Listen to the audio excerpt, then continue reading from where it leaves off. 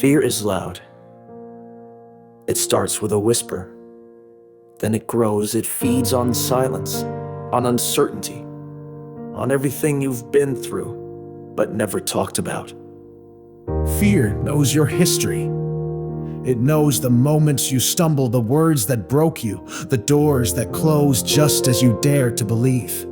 And it repeats them like a cruel echo. It tells you not to speak up, you'll sound foolish, not to try. You'll just fail again, not to love because they might leave. It disguises itself as protection, but really, it's a prison, a quiet one built from old pain, stacked with what-ifs, locked with shame.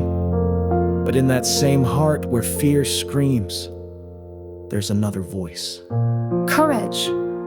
And though it speaks softer, it speaks truer, not with noise, but with knowing.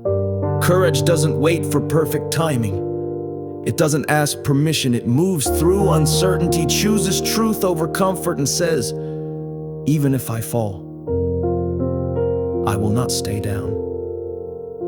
Courage is showing up when you'd rather disappear. Courage is forgiving what still hurts. It's choosing kindness in a world that taught you to harden. It's in the quiet choices. Getting out of bed when your soul is tired, picking yourself up after disappointment, and daring, yes, daring, to try again. You've done it before, you've stood in the storm. You've wiped your tears and walked forward, not because you weren't afraid, but because you decided your life was still worth living. And that is courage. Not the loud cinematic kind, but the real kind, the kind that shows up without applause, that keeps going without recognition. You're here, reading this, breathing, feeling, trying, and that means your courage is still louder than your fear. Fear will always talk. It will always try to convince you that you're not ready, not worthy, not enough. But every time you speak your truth, every time you show your scars, every time you love again, you remind fear that it doesn't own you. Let courage rise.